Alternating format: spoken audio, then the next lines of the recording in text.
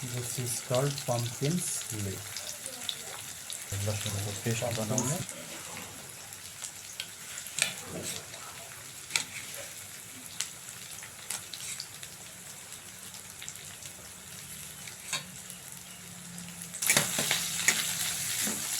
प्याजलाई यो पाक्न दिने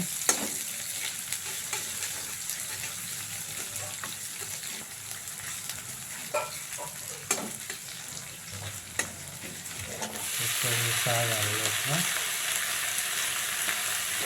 फर्सीको मुन्टोलाई हाल्दिन मजाले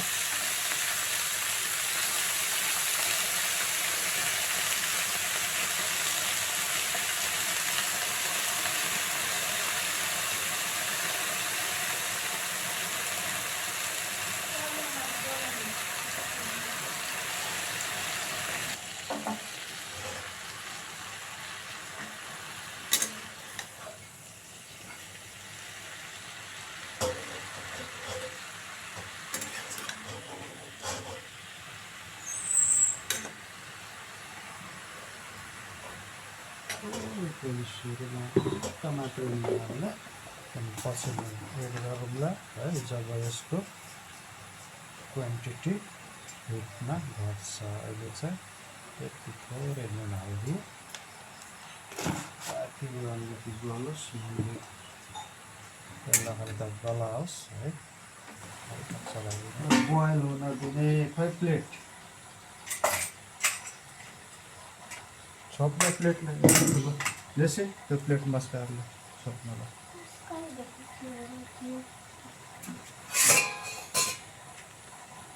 त्यसमा के छ के रे अरू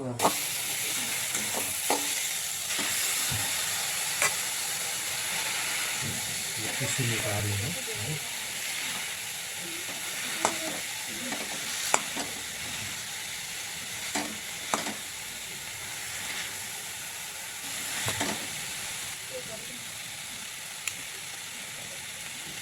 हल्का मिक्स गरिदिने हल्का चलाएर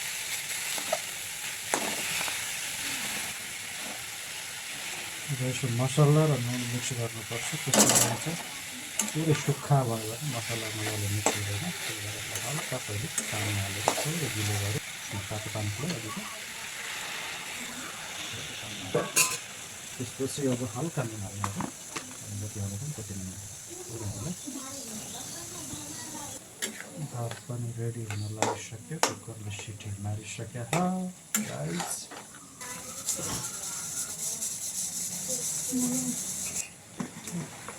सब्जी मसला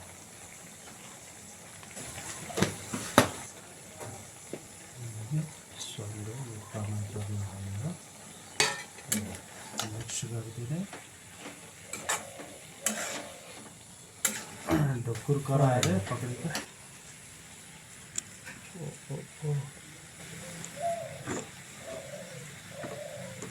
मजाले यस्तरी फ्राई गर्ने चलाउने मजाले मसलाले मिक्स गरिदिने आलुलाई हल्का क्रस गरिदिने चाहिँ टमाटर हालिसकेका छौँ एकछिन सकेपछि यो टमाटर पनि गल्छ मजाले एकछिन भुटेपछि बल्ल हामीले पानी हाल्ने हो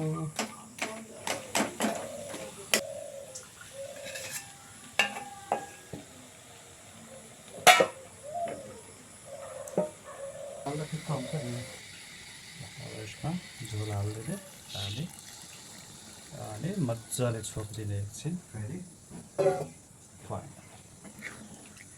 तपाईँको तरकारी बनेर रेडी भइसक्यो यति त राख्नु पर्यो भात साग खानालाई यति झोल चाहिन्छ भनेपछि हल्का बढाएर हाल्नु पर्यो, हल्का बढाएर हाल्नु पर्यो झोल।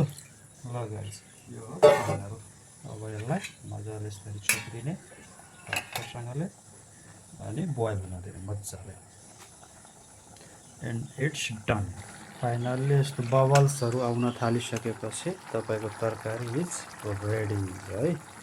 फर्सीको मुन्टो र आलु रेडी भइसकेको छ।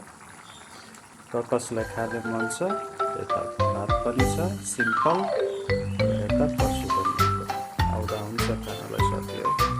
अरू एक्स्ट्रा केही बनाइनु। अब निग्रोको साग